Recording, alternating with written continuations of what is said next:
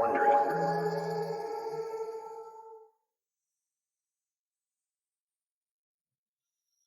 On the afternoon of February 6, 1973, 21 days before the occupation of Wounded Knee, American Indian Movement leader Dennis Banks sits across a table from Hobart Gates, the prosecutor for Custer County, South Dakota. Outside, a blizzard hammers the red brick courthouse. Banks looks out the window at the 100 AIM supporters waiting outside in the freezing snow. 50 state troopers in full riot gear stand between the protesters and the courthouse doors. Everywhere AIM goes these days, they manage to draw a crowd. Banks takes his eyes from the window and glances at Russell Means, one of a couple AIM leaders the prosecutor allowed in for the meeting. He's clenching his teeth, too angry to speak. That's a rarity for him, so Banks takes the lead. Prosecutor Gates, you know why we're here. An Oglala Lakota named Wesley Bad Heart Bull was murdered in front of Bill's bar in Buffalo Gap. The killer was a white man who was heard that night saying he was going to get him an Indian. Our attorney has witnesses willing to testify to this, but you've only charged the killer with manslaughter. You're correct, sir, and I will prosecute that manslaughter case to the fullest extent. But you know it was first-degree murder. I do not know that. Prosecutor Gates, with all due respect, we've heard this story before. 100 people outside, the ones you refuse to let into this building, they're sick and tired of your office letting the whites have open season on Indians in Custer County. Our people are murdered and raped with impunity. An Indian can't even go shopping around here without being harassed. Mr. Banks, I assess cases based on evidence. This was just a barroom brawl. Wesley Bad Heart Bull was a troublemaker. He had 19 previous convictions. You're not looking at the facts.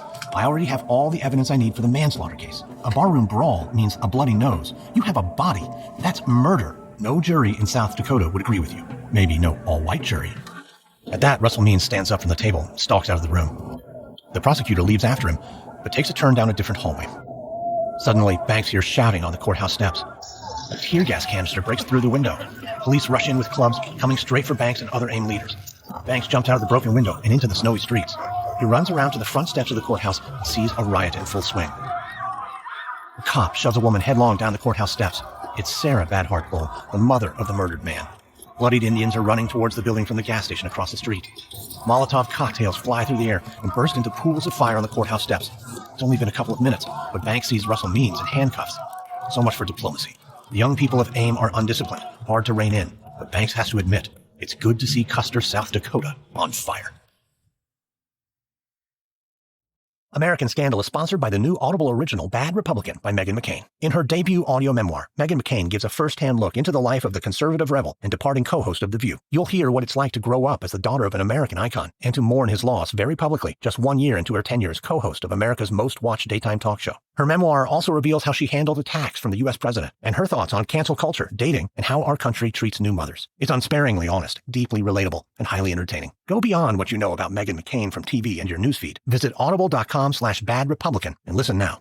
We get support from the new podcast, Hemingway's Picasso. Stephen Coe lived many lives. He was an NFL journeyman, a male model, and one of the most well-connected smugglers in 1980s Miami. Coe collected many souvenirs from his adventures, but his most treasured bounty, a beautiful ceramic crafted by Pablo Picasso and gifted to Ernest Hemingway at the author's Cuban home. So the story goes. Lost during the Cuban Revolution, the artwork resurfaced when Coe took it as payment for a drug run financed by the notorious Pablo Escobar. Coe passed away in 2018, passing the piece down to his son, Stevie. Stevie feels he needs to complete his father's mission of selling this piece and telling Steve's cinematic life story. Is the Picasso authentic or a fraud? Was Steve Coe a big talker or a real deal smuggler? Listen to new episodes of Hemingway's Picasso every Monday wherever you get your podcasts.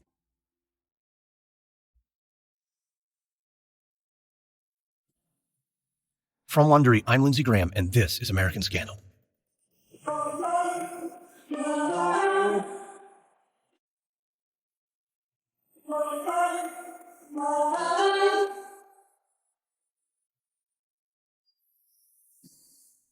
In the early 1970s, Indian activists with the American Indian Movement, or AIM, built public support for Native causes and attracted national attention with a series of political demonstrations.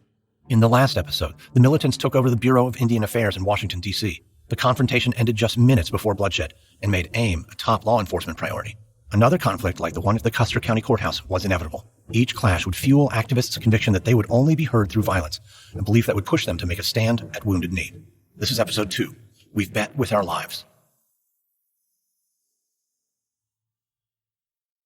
On February 22, 1973, Pine Ridge Tribal President Dick Wilson sits in his usual place at the head of the conference table, bringing the tribal council to order, with a defiant smirk on his round face.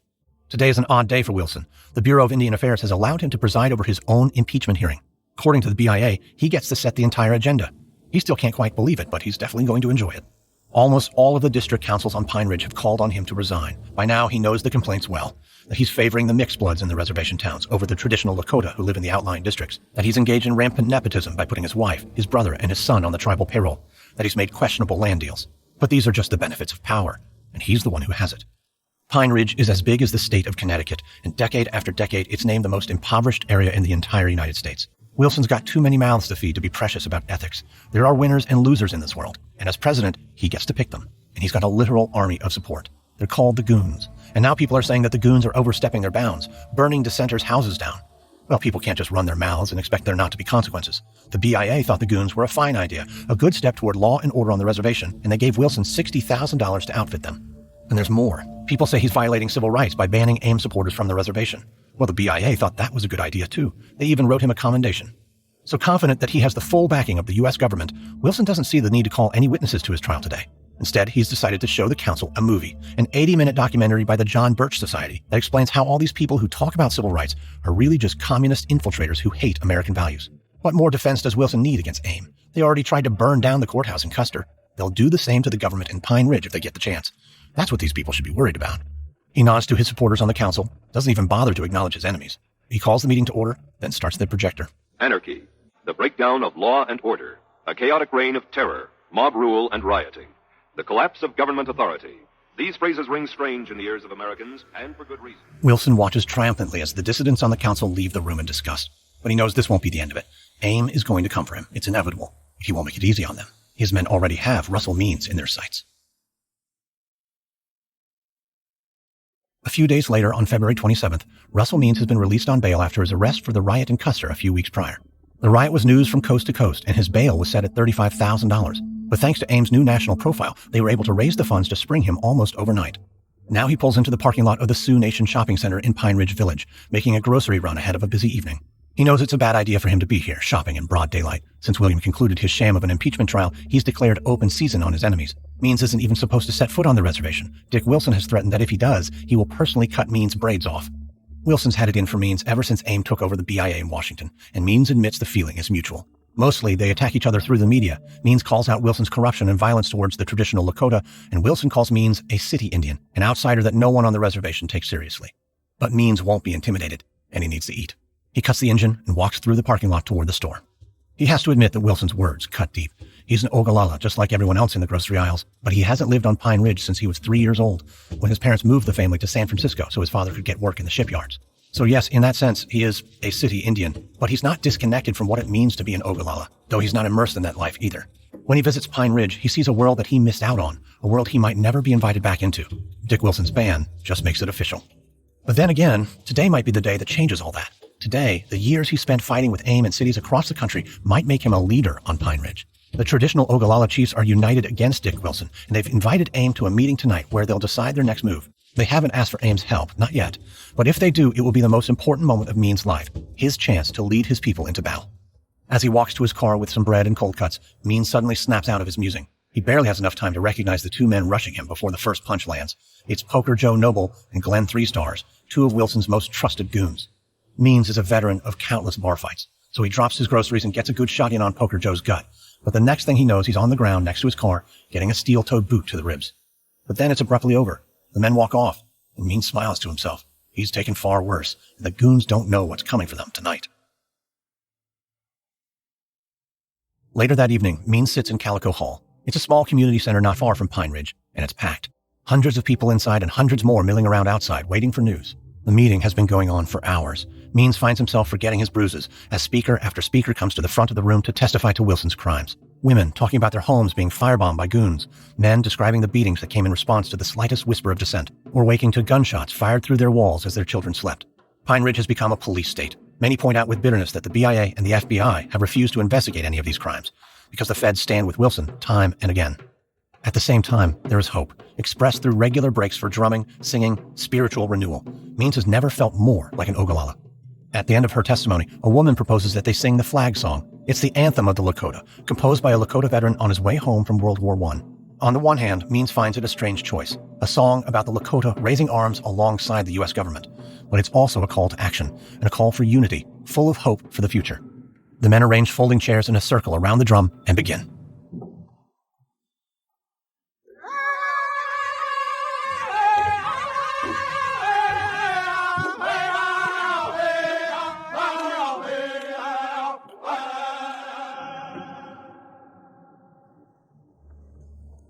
The song ends to silence in the room. Means wonders if this is the moment when the traditional Oglala will ask AIM to take up the battle standard mentioned in the song's lyrics. The next to speak is Ellen Moves Camp, a woman in her early 40s and a leader among the Oglala dissidents on Pine Ridge. She stands tall. Dick Wilson has forbidden any meetings, speech-making, or traditional dancing on the reservation. They could come in here right now to arrest us for exercising our constitutional rights, and the FBI and the U.S. Marshals would help him do it. This is our land, Lakota land. It belongs to us, not to him and his goons. So what are we going to do? I'll tell you. I believe that the time has come when we might have to commit violence in order to be heard. Many of you have said we should attempt to take over the tribal government building in Pine Ridge Village. That's what Dick Wilson wants. That's where the FBI and the U.S. Marshals are waiting for us with their guns. So I have a proposal. Let's go to Wounded Knee. For many years, we Oglala have not fought any kind of war, and we have forgotten how to fight. But AIM, they know how to fight. We Lakota should join with AIM. We should accept their offer of help. She turns to Means and Dennis Banks sitting beside him. Banks remains silent.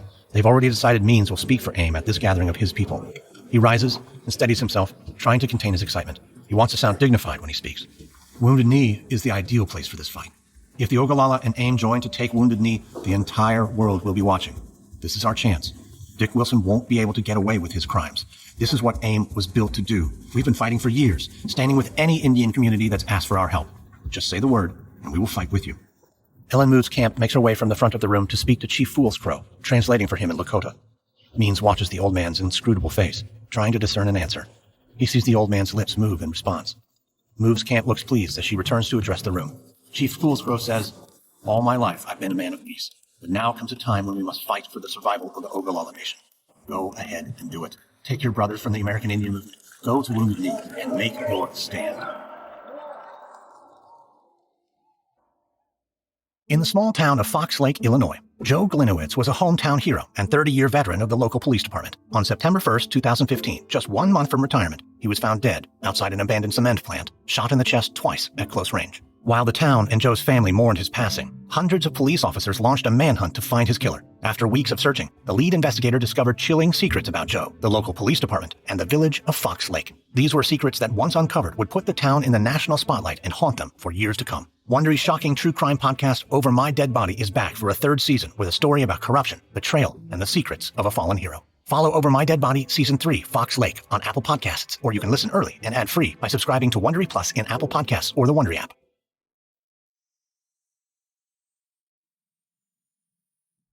The next day, on February 28th, FBI Special Agent Joseph Trimbach is at the wheel of his government-issued sedan, trying to figure out how a situation he's supposed to be in charge of has already gotten so out of hand. It's coming up on 24 hours since he got the call saying that armed members of the American Indian movement had seized the small village of Wounded Knee on the Pine Ridge Indian Reservation. He was ready for that, if not so soon. The Justice Department had been warning him about trouble from AIM ever since he got to South Dakota. But what he didn't expect was that the militants would be joined by hundreds of local Oglala Lakota from Pine Ridge, including women, children, and old people. He can scarcely believe it, but in the year 1973, a band of Indians has taken 11 white residents of Wounded Knee hostage. Most of the hostages are elderly, but one is a child of 12. Agent Trimbach looks out at the snow-covered South Dakota Badlands as he drives. It's so empty here. The Indian Wars are meant for history books. How could there be so much trouble now? It's a bizarre situation, and he's still wrapping his head around it, a task that's not helped by the fact that he hasn't slept since the night before last. He keeps trying to tell himself that this isn't all that different from a bank robbery. A bunch of tough guys with guns took over a building with innocent people inside and are holding out until their demands are met.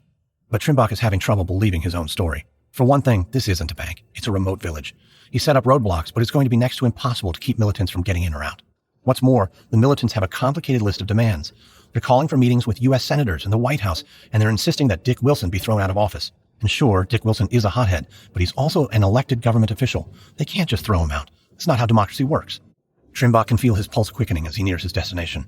A burned-out car blocks the road just outside the village. The letters AIM spray-painted onto the charred metal. This is AIM's checkpoint, midway between the village and the government perimeter. Trimbach's already been here twice a day, and both times he's been met by Indians pointing rifles at his chest.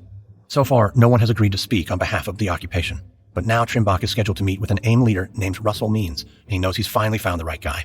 The Justice Department has been feeding him information on Means, and Means is intimidating for sure. But Trimbach has faced down some tough criminals in his day, and in his experience, once they realize the FBI is ready for them, most criminals decide they're in over their heads. Trimbach plans to convince Means to end this quickly so that everyone can just go home. For the 3rd time today, Trimbach approaches the burned-out car that marks the AIM checkpoint. 4 AIM members stand behind the car, pointing their rifles at him. Trimbach wonders if these are the same rifles the men stole from the trading post, and if so, whether they know how to operate them. At Trimbach's approach, Russell Means moves out from behind the checkpoint and walks confidently forward. He's younger than Trimbach expected, with long braids and a blood-red shirt. Mr. Means, I'm Special Agent in Charge Joseph Trimbach of the FBI. As you know, the FBI has jurisdiction over major crimes on Pine Ridge. Do you care for me to list your offenses? Kidnapping, assault, bribery, destruction of property, all serious charges that, if proven, would be major crimes. I could go on, but you have innocent people in there at your mercy, so let's resolve the situation. I'm happy to, Agent Trimbach. Are you familiar with our demands? Yeah, come on, you can't be serious. The United States government doesn't negotiate with criminals. Your only hope is surrender, because there's no way me or my agents are leaving. We'll come in there if we have to. Perhaps you didn't get the memo, Agent Trimbach. Your government already agreed to our demands back in 1868, the Fort Laramie Treaty. It made the Lakota an independent nation and granted us the Black Hills forever. Once that treaty is honored, all these problems with Dick Wilson and the BIA corruption will go away, and the FBI won't even have to worry about Pine Ridge anymore. I'm not here to relitigate history, Mr. Means. This is a country of laws. Now you've occupied a village where we can watch your every move from the hilltops. You'll all be wiped out easily. Agent Trimbach, take our demands to your chief. At that, Means turns his back on Trimbach and walks back to the checkpoint. Trimbach storms back to his vehicle, realizing that it's going to be at least a few more days before he gets any sleep. No, this is not a bank robbery, not even close. This is a full-on civil disturbance. Trimbach rushes back to BIA headquarters to call for more agents. When he gets there, there's a message waiting for him from James Aberesk, Democratic Senator from South Dakota. He wants to fly out from Washington to meet with AIM immediately and bring George McGovern with him. McGovern is South Dakota's other senator, recently defeated by Nixon in the presidential election. It kills Trimbach to think of the satisfaction Russell Means will get from a meeting with these two senators, but he swallows his pride. Maybe they can end this, and maybe he can get some rest. On March 1st, the third day of the occupation, James Aberesk has made good on his word to fly to Wounded Knee immediately. Now the first-term senator from South Dakota sits in the backseat of a sedan driven by FBI Special Agent in Charge Joseph Trimbach, who has just briefed him on the situation and will drive him as far as the FBI roadblock. From there, another car will take him the rest of the way into the occupied village. As he looks out the window of the silent car, Aberesk feels a strange mix of nostalgia and uncertainty. The senator grew up here, in the neighboring reservation of Rosebud, home to another band of the Lakota. He's the son of Lebanese merchants who ran a general store on the reservation, and an outspoken advocate on Native American issues in the Senate. He disagrees sharply with AIM's tactics, but he's sympathetic to their goals of Indian sovereignty. He's come to Pine Ridge in hope that he's the best person to resolve the situation peacefully. The thought that innocent hostages could be killed by AIM or in the government raid turns his stomach. Seated beside Aberesk is his Senate colleague George McGovern. While the presidential election he just lost made McGovern America's most famous liberal, on Indian issues he and Aberesk couldn't be farther apart. Aberesk can't convince his colleague that this treaty talk isn't just an antiquated issue being dragged back from the past. It's hard to make people in Washington wrap their heads around what it means for a people to be dispossessed of their land and livelihood, robbed of the Black Hills, which in Lakota are known as the center of all that is. It's hard for people to understand that being trapped on a reservation whose borders have shrunk every time someone finds a new natural resource to extract, and that most of this is happening within the lifetimes of Lakota leaders like Wounded Knee occupier Chief Foolscrow. Still, Aberesk's no Pollyanna. He knows AIM has no hope of getting any treaties reinstated. Senator McGovern spoke for nearly all of Washington when he scoffed at Aberesk's sympathies for Indian sovereignty, telling him it's all unrealistic whining, and that if you started addressing wrongs that go back 100 years or more, every government on the face of the earth would have to fall. Aberesk doesn't see it that way. He sees possibilities for reform that would greatly improve conditions on Pine Ridge, but he's only been in the Senate a month, and right now his only goal is a peaceful end to the occupation. The senators exit Trimbach's car and then enter the other. Soon they're on the streets of Wounded Knee. It's jarring to see children playing in the streets, old women cooking over campfires, Indians with hunting rifles standing guard. Things start looking even stranger when the vans full of reporters and TV cameras pull up behind them. The senators exit the car with their media entourage and head for the house where they'll meet the leaders of AIM. Russell Means is the first out the door, with Dennis Banks close behind him. The sight of him jogs a memory about Aberesk. Less than a decade ago, he owned a restaurant near Rapid City, and one day a young and hungry Russell Means approached him to ask if he could wear his Lakota regalia and dance and sing for tourists outside the restaurant. Aberesk agreed, and gave Means free meals as he worked for tips on the street. For a while, they were friendly. Means even campaigned for Aberesk's first congressional run, but they lost touch after Means joined AIM. Now the name Russell Means strikes fear into the hearts of white America, and news cameras from all over the world are gathered to watch him make the government dance. But Aberesk doesn't have time to get lost in memory. He's here to make sure Means doesn't kill anyone. Aberesk steps forward. Good to see you, Russ.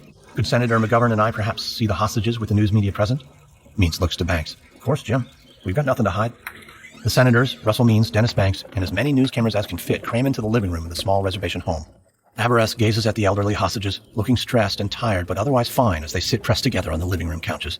There's a priest from the Catholic Church watching the cameras with confusion. The youngest hostage is a 12-year-old girl who looks embarrassed by all the attention. She sits at the end of the couch. Her grandfather is parked beside her in his wheelchair. Hello, I'm Senator James Aberesk. This is Senator George McGovern. We're here to check on your safety. Agnes Gildersleeve, the owner of the trading post, speaks up. We're fine, Senator. This is our home.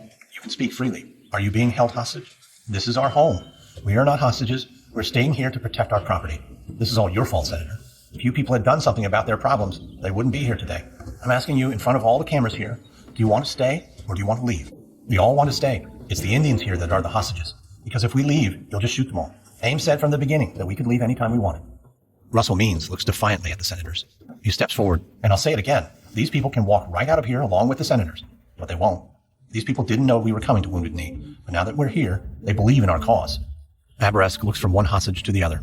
None show any interest in his help. Means comes forward so that the next words to the senator will be captured on camera. Now you all know that there are no lives at risk here other than Indian lives. Stall all you want on our demands, but we are not leaving. All of us, all of the people here, we've bet with our lives. We won't leave until the Lakota see justice. Aberesk walks outside, the camera still on him, trying to hide his bafflement. What was the FBI on about, wringing their hands over these hostages? They're not even hostages, and if there aren't any hostages, why does the FBI appear ready to turn Wounded Knee into a war zone? Want to talk live to beautiful, sensuous girls? When I was growing up in the 90s, I saw these kinds of ads on late night TV all the time. I didn't have a credit card to stick in, but millions of people did, and a lot of that money flowed to one company in particular. From Wondery and Topic Studios comes Operator, the story of the biggest phone sex company in America, their fight against the world, and their fight against one another, and the men and women, mostly women, who were behind the scenes. I'm Tina Horn, journalist, podcaster, and sex worker. I thought I'd heard every sexual fantasy and every behind-the-scenes story under the sun, until I heard this one. Operator premieres November 8th on Apple Podcasts, Amazon Music, or you can listen early and ad-free right now by subscribing to Wondery Plus in Apple Podcasts or the Wondery app.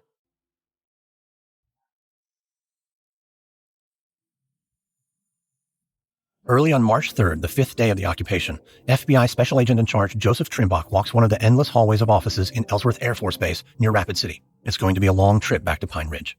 AIM blowing smoke about their so-called hostages couldn't have come at a worse time. Senator Aberesk told him that AIM was clearly just trying to gain attention by using the word hostage when there were none. Well, AIM got what they wanted. Trimbach's phone hasn't stopped ringing with calls from the media, and meanwhile, Aberesk has the gall to accuse Trimbach of being the one who is escalating the situation. But who cares if the residents of Wounded Knee are free to come and go? If militants come and hold your village and all your earthly possessions hostage, you're a hostage too. What you want clearly doesn't matter. But Washington bought it hook, line, and sinker, and Trimbach is going to have an even harder time getting Washington to take decisive action to end this mess. He came to Ellsworth today to meet with Colonel Volney Warner of the United States Army. President Nixon sent Colonel Warner to assess the situation at Wounded Knee and give his recommendation on whether to deploy the Army to South Dakota to contain the standoff. Before the meeting, Trimbach saw Colonel Warner's arrival as the answer to all his problems. Of course the Army should take this off his hands. FBI agents aren't trained soldiers. They should be slapping handcuffs on disarmed militants after the tear gas floats away, not in the middle of it. He was sure all he'd have to do was convince Warner to send in the Army's Civil Defense Unit, and the mess on Pine Ridge would be cleared up within hours, with probably only a few AIM members dead as a result. But then, Colonel Warner showed up at the meeting incognito, wearing civilian clothes, a clear sign that the president didn't want the public to be aware of a military presence at Wounded Knee. And when Trimbach made his case for Army involvement, Warner all but laughed in his face, asking why he was so afraid of militants who barely had any firepower. Warner couldn't resist reminding him that the law requires an act of Congress or the president to deploy the military on U.S. soil. And in that moment, Trimbach saw clearly that Washington didn't have the guts to make a public action, and they'd sent Warner to cover for their cowardice. Learning that there would be no military intervention would have been bad enough, but it only got worse from there. Warner informed Trimbach he'd be sticking around in Wounded Knee to help him with his decision-making, making it clear that they were going to have it both ways, not getting involved, but also poking their nose in. Warner's already ordered Trimbach to change the rules of engagement. Now his agents in harm's way have to shoot to wound instead of shooting to kill. Pacing, Trimbach thinks, well, if Washington's going to put him in charge of a standoff with a paramilitary group, he's going to have to up his game. AIM is digging foxholes and has a sniper in the church steeple. Trimbach's determined that there won't be a single casualty among his men. He's already gotten the South Dakota National Guard to agree to send him 2 armored personnel carriers, tank-like vehicles impervious to small arms fire, that he can use to get his agents closer to the perimeter. He also asked FBI headquarters in Washington for 100 M60 machine guns, the modern equivalent of the Hotchkiss mini cannons used to massacre the Lakota at Wounded Knee in 1890. Trimbach thought such outsized firepower was the fastest way to end the standoff, but his superiors thought it was a little too on the nose and sent 100 assault rifles instead. Still, it's something. Between FBI agents flying in from around the country, the U.S. Marshals, and BIA police, they have about 250 federal personnel amassed against the 100 or so armed occupiers. A negotiator from the Department of Justice is coming in too to try to end the standoff, a guy called Erickson. Technically, the negotiator will replace Trimbach as the top government official at Wounded Knee, but it's just more bureaucratic bungling. Trimbach's still in the exact same position, being asked to hold off the militants with his men in harm's way. And good luck to Erickson when he tries to reason with Russell Means. If he isn't successful, Trimbach will be ready to end this mess himself.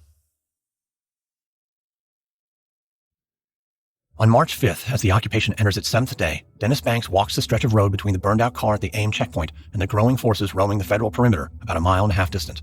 Banks doesn't quite know what to make of the show of force. He can just spot the U.S. Marshals in their blue jumpsuits on one hilltop and FBI agents gathered behind one of their new armored personnel carriers on another.